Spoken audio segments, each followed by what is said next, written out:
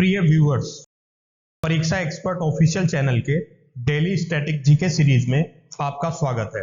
इस सीरीज में हम प्रतिदिन आपके लिए UPSC, state PSC, SSC, RRB banking तथा विविध परीक्षाओं से संबंधित 10 प्रश्न व्याख्या सहित लेकर प्रस्तुत होंगे। हम आशा करते हैं कि ये प्रश्न आपकी परीक्षाओं की तैयारी में सहायक सिद्ध होंगे। चलिए शुरू करते हैं पहले क्वेश्चन से। निम्न में से किसकी तरंग लंबाई सबसे अधिक होती है? Option A infrared, option B X किरणें, ऑप्शन सी दृष्टिगोचर प्रकाश, ऑप्शन डी रेडियो तरंगे। इसका सही आंसर है ऑप्शन डी रेडियो तरंगे। एक्सप्लेनेशन देख लेते हैं। रेडियो तरंगों की तरंग दैर्घ्य सर्वाधिक तथा गामा तरंगों की तरंग दैर्घ्य न्यूनतम होती है। रेडियो तरंगे वे विद्युत चुंबकीय तरंगे हैं जिनका तरंग दैर्घ्य 10 सेंटीमीटर से 100 किलोमीटर के बीच होता है। ये मानव निर्मित भी होती हैं और प्राकृतिक भी। मानव की कोई इंद्रिय इन्हें पहचान नहीं सकती, बल्कि ये किसी अन्य तकनीकी उपकरण द्वारा पकड़ी एवं अनुभव की जाती है। नेक्स्ट क्वेश्चन देख लेते हैं। 10 वाट के एक बल्ब को 4 घंटे तक स्विच ऑन रखा जाता है। प्रयुक्त विद्युत ऊर्जा की इकाइयां होंगी। Option A 40 unit, option B 25 unit, option C 0.04 unit, option D 20 unit. इसका सही आंसर है option C 0.04 unit.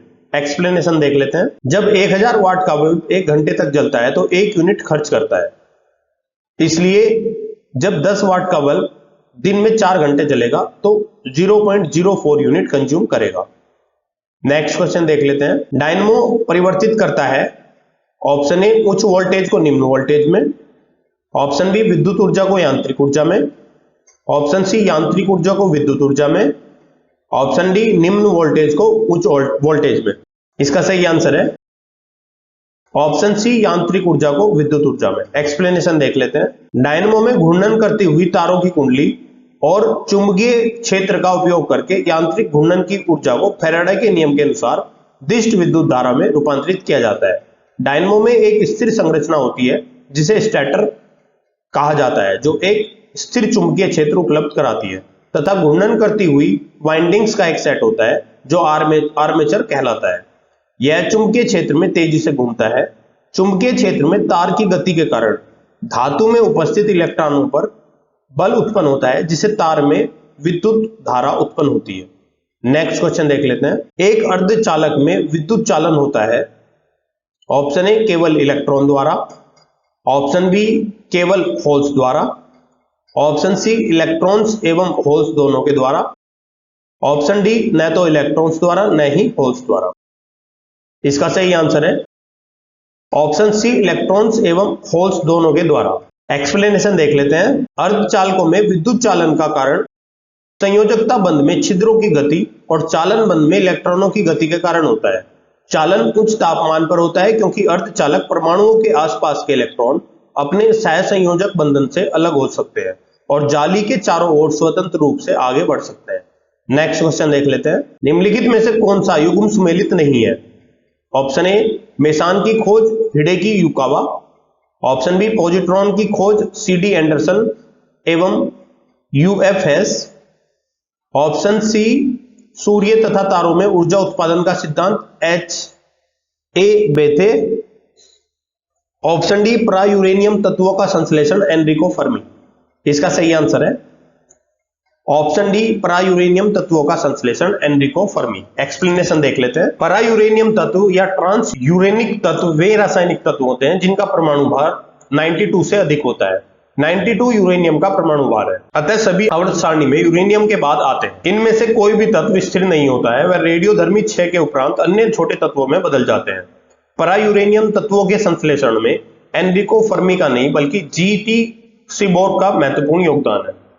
Next question देख लेते हैं। हाइड्रोजन बम निम्नलिखित में से किस सिद्धांत पर आधारित है? ऑप्शन ए नियंत्रित संलयन अभिक्रिया, ऑप्शन बी अनियंत्रित संलयन अभिक्रिया, ऑप्शन सी नियंत्रित विखंडन अभिक्रिया, ऑप्शन डी अनियंत्रित विखंडन अभिक्रिया। इसका सही आंसर है ऑप्शन बी अनियंत्रित संलयन अभिक्रिया। एक्सप्लेनेशन देख लेते हैं। हाइड्रोजन बम अनियंत्रित संलयन अभिक्रिया सिद्धांत पर आधारित होता है। जब 2 या 2 से अधिक हल्के नाभिक अत्यधिक उच्च ताप पर परस्पर संयोग कर भारी नाभिक का निर्माण करते हैं तो इस प्रक्रिया को नाभिकीय संलयन कहते हैं। इस क्रिया को प्रारंभ करने के लिए उच्च ताप की आवश्यकता पड़ती है। इसमें लगभग 26.5 MeV ऊर्जा उत्पन्न होती है। इसको नियंत्रित नहीं किया जा सकता है। हाइड्रोजन बम, जिसकी संहारिक क्षमता परमाणु बम से कई गुना ज्यादा होती है, के निर्माण में नाभिकीय संलयन का सिद्धांत निहित है। नाभिकीय संलयन प्रक्रिया में द्रव्यमान की सदैव क्षति होती है, जो आइंस्टीन की इक्वेशन E=mc² के अनुसार ऊर्जा में परिवर्तित हो जाती है। यही कारण है कि इस प्रक्रिया में अपार ऊर्जा मुक्त होती है। साथ ही इस प्रक्रिया के प्रारंभ हो जाने पर इसमें मुक्त ऊर्जा इस प्रक्रिया को जारी रखने के लिए पर्याप्त होती है। नेक्स्ट क्वेश्चन देख लेते हैं। निम्न तापी इंजनों का अनुप्रयोग होता है। ऑप्शन ए पनडुब्बी इंजनों में, ऑप्शन बी तुषार मुक्त परिस्थितियों में, ऑप्शन सी रॉकेट प्रौद्योगिकी में, ऑप्शन डी अति चालकता विषयक अनुसंधानों में।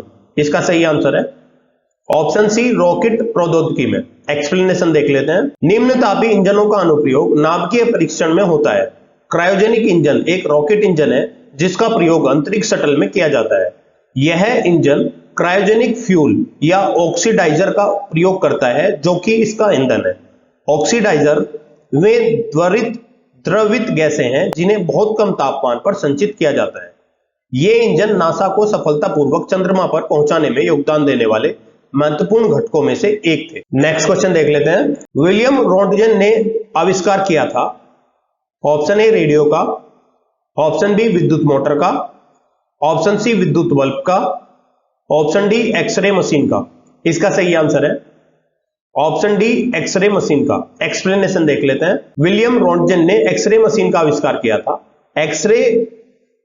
एक्सरे नली से उत्पन्न होती है, जो एक उच्च वेग के लिए एक गर्म कैथोड द्वारा मुक्त इलेक्ट्रॉनों की गति को बढ़ाने के लिए एक उच्च वोल्टेज का प्रयोग करने वाली एक वैक्यूम ट्यूब है। उच्च वेग वाले इलेक्ट्रॉन एनोड नामक एक धात्विक लक्ष्य से टकराते हैं, जिससे एक्सरे का निर्माण होता है। नेक्स्ट क्वेश्चन देख लेते हैं। निम्नलिखित वैज्ञानिकों में से किसने यह सिद्ध किया कि सूर्य के द्रव्यमान से 1.44 गुना कम द्रव्यमान वाले तारे मृत होकर श्वेत वामन तारे बन जाते हैं? Option A Edwin Hubble, option B S Chandrasekhar, option C Stephen Hawking, option D Steven Weinberg.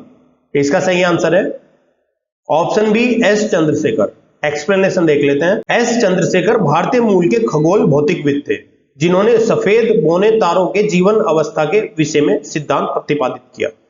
इसके अनुसार सफेद बौने तारों के द्रव्यमान की ऊपरी सीमा और सौर द्रव्यमान का 1.44 गुना है। इसको ही चंद्रशेखर सीमा कहते हैं। नेक्स्ट क्वेश्चन देख लेते हैं। नैनो कण का आकार निम्नलिखित में से किसके बीच होता है? ऑप्शन ए 100 नैनोमीटर से 1000 नैनोमीटर, ऑप्शन बी 0.1 नैनोमीटर से 1 नैनोमीटर, ऑप्शन सी 1 नैनोमीटर से 100 नैनोमीटर, ऑप्शन डी 0.01 नैनोमीटर से 0.1 नैनोमीटर। इसका सही आंसर है ऑप्शन सी 1 नैनोमीटर से 100 नैनोमीटर। एक्सप्लेनेशन देख लेते हैं। नैनो एक ग्रीक शब्द है जिसका शाब्दिक अर्थ सूक्ष्म या छोटा होता है। हर वो कण जिसका आकार 100 नैनोमीटर या इससे छोटा हो नैनो कण माना जाता है। किसी नैनो कण की सूक्ष्मता मनुष्य के बालों का व्यास 60,000 नैनोमीटर होता है। प्रिय व्यूअर्स, हम आशा करते हैं कि ये वीडियो आपको अच्छी लगी होगी। कृपया अपने फीडबैक एवं सजेशंस कमेंट बॉक्स में दें। हम आपके सजेशंस के अनुसार वीडियो को और बेहतर बनाने का प्रयास करेंगे।